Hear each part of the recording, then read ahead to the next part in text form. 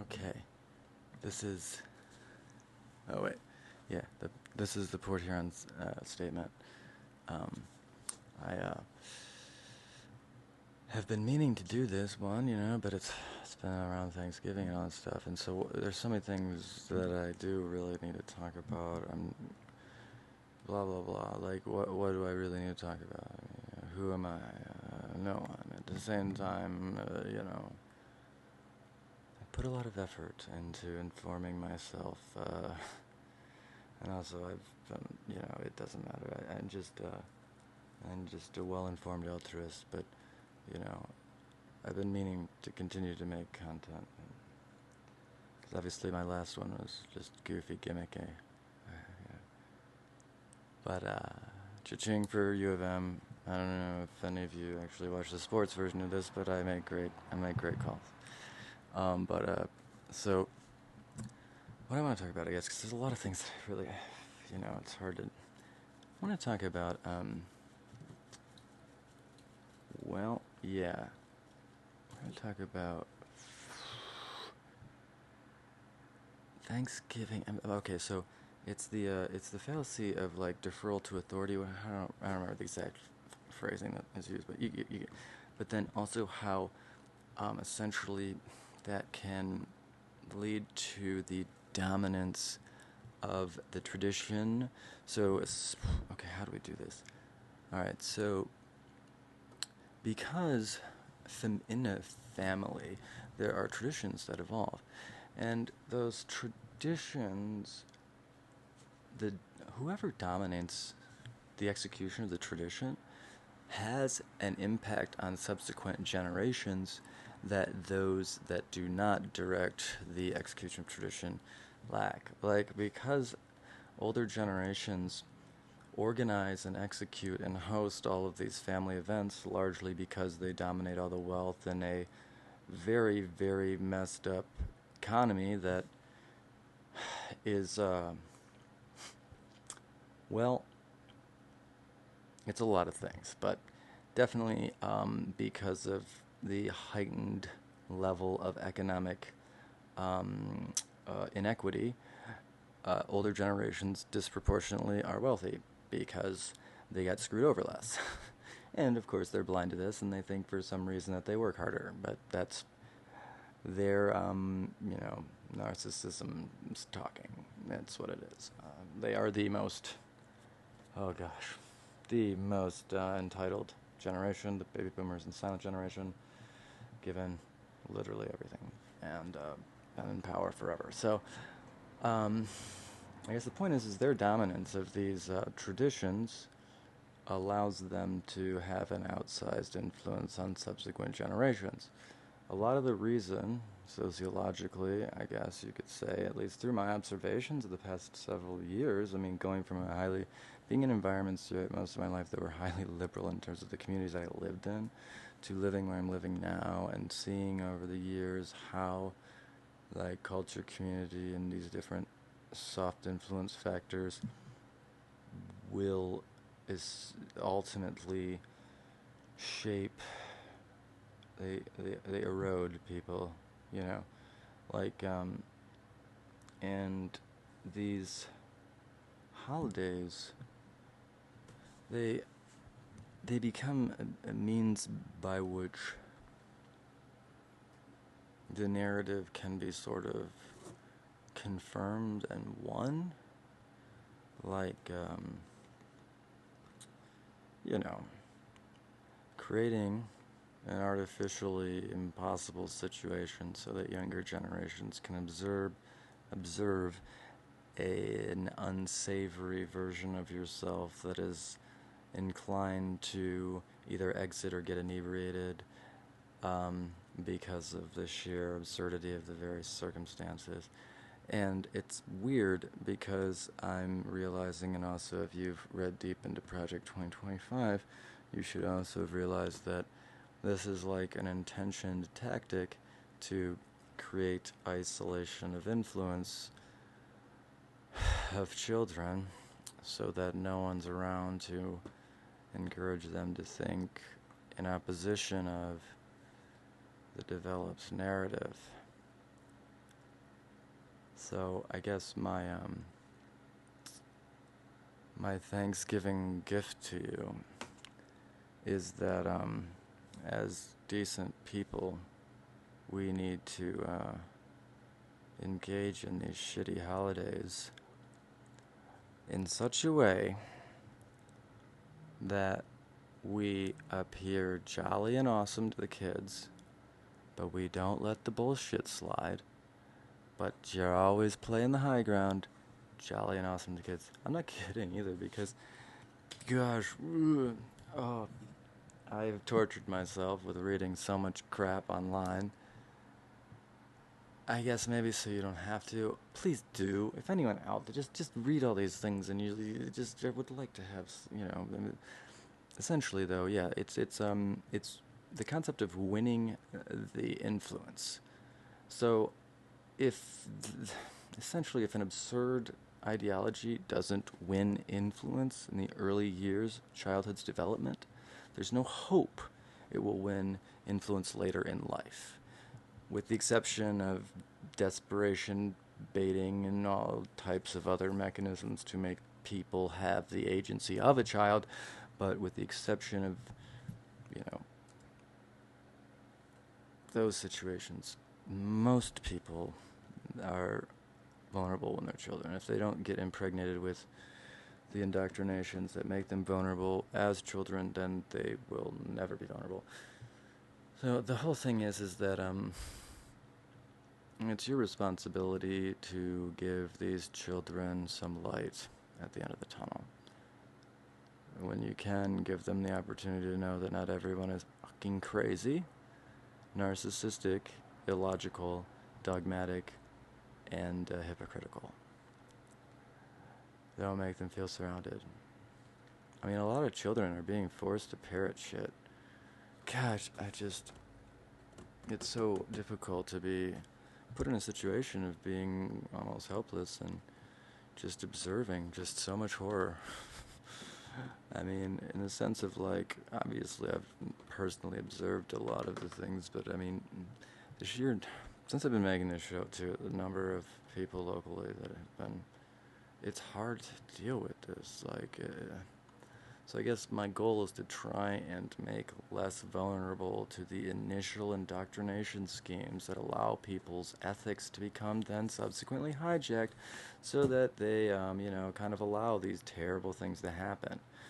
And because it all depends on influencing children, my advice is that any of you that aren't crazy, try your best to engage with children, especially during the holidays, because there's probably some in the ether narrative against you if you have any logic or brains at all.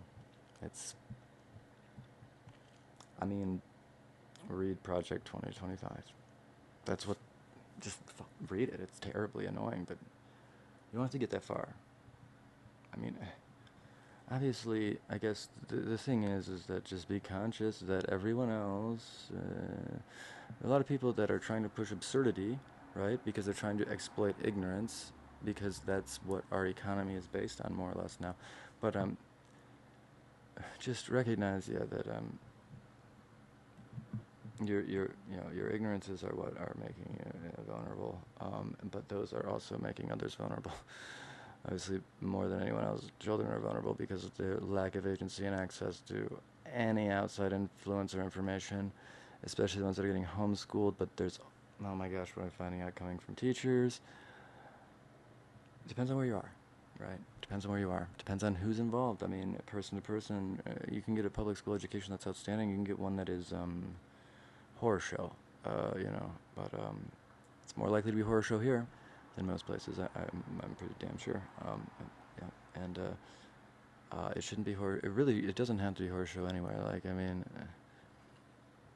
this exploitation paradigm and cycle is making everyone's life worse. So try, if you are actualized to the point where you don't seek to perpetuate a constant stream of misery, in order to satisfy your ego or appetites. If that's appalling to you, then you need to start actively influencing your younger relatives.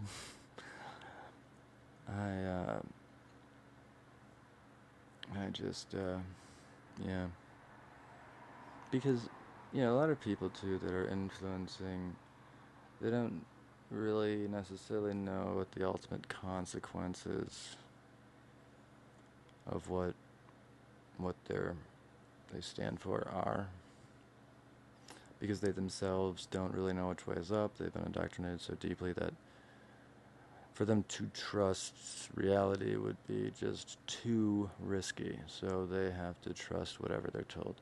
And that becomes so natural that it replaces internal monologue, because that's the only way that you can be adequately pious in these paradigms, because logic is dangerous, and even following religious texts is dangerous, because what's really being enforced is Pharisees, top-down, hierarchical religious enforcement.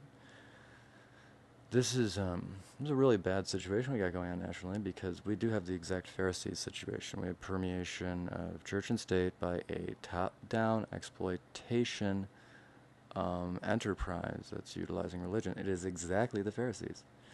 I encourage you all, just read the Bible, just read the parts where Jesus is getting killed by a bunch of assholes they call the Pharisees, and realize those are the preachers that have political power.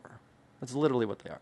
It is the hierarchy of Judean, Jewish, Israel, they'd be Jewish, Hebrew preachers that have political power because of the arrangement with the Romans. Politically juiced, wealthy preachers that have power and status and money because of their status as preachers. That is what the big New Testament is about. I don't understand how you could translate that book and leave Pharisees, because that's a little deceitful to an English-speaking audience. There's a bunch of other examples. But I just really, really need you people, as far as the entirety of the human race, to realize that if you're a Christian, you cannot believe that any religious hierarchy is justifiable. And anyone who tries to suggest that there's a justification for the religious hierarchy that they are imposing upon you is literally exploiting your ignorance, and either ignorant themselves or complicit in something disgusting. The exploitation of the vulnerable is so rampant. And there's no other way to read the passion portion, So if that's what you believe, and I know how much the passion is such an important element of the religion, please understand that the entire freaking moral of all of the Bible, beyond the golden rule and no betrayal, is don't trust king religious hierarchy. The whole God's name in vain is don't manipulate the concept of God in order to exploit others. That's what it's really about. Changing the narrative to it being about saying, God damn it, is the most absurd thing I have ever heard, and if you bought that, I have a bridge to sell you, is kind of the point, right? If you bought that, I got a bridge to sell you. Because, I can't say, oh God, but I can say, oh Lord. Where's the distinction there? And none of these are actually the Aramaic titles that were used originally by Jesus, so what does it even matter? And we can keep going and going and going. These are arbitrary distractions that are meant to take your ethical intents and the intuition that you have for empathy, altruism, and an ethical life, and twist it. That's what it is. Promise you punishment if you don't acquiesce, and reward if you do, and that reward is, and punishment is, of course, eternal, and distributed after death. It is, it's an MLM that's going to continue forever if we do not stop it. I'm down with true Christianity, but true Christianity is no religious hierarchy. There is no possible way to read the Bible and actually understand what you are reading and come to any other conclusion because of the amount of time and the sheer passion that section is written with. And it's harked on over and over again. Like, don't let a religious hierarchy lie to you. They'll kill even the sinless child of God. That's the message. Don't let the religious hierarchy fool you because they'll kill the best of you in order to maintain their power. Don't let the hierarchy, the religious hierarchy, fool you because they will kill the best of you in order to maintain their power and to satisfy their fucked up appetites. Don't let the religious hierarchy fool you because they will kill the sinless, the best among you, in order to maintain their power and influence and all the other crazy shit. Don't do it anymore. Just don't do it anymore. Believe the book. Believe your book. And it just tells you right there, black and white. Stop listening to the people that are preaching to you. They're probably exploiting you. Whether they're conscious of it or not, they're exploiting you. So frustrating.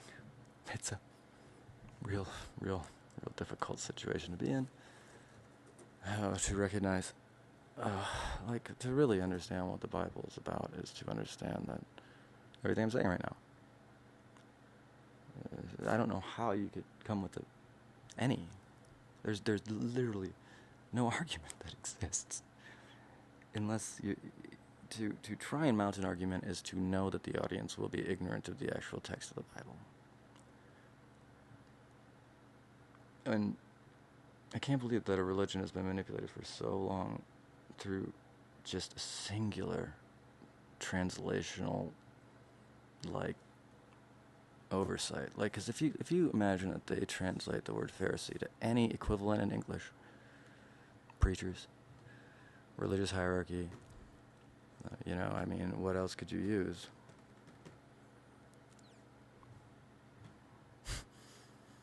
For real, what else could you use? They were the preachers. They had their hierarchy, and they imposed religious law on anyone, regardless of the actual fact of that religious law. That's the point.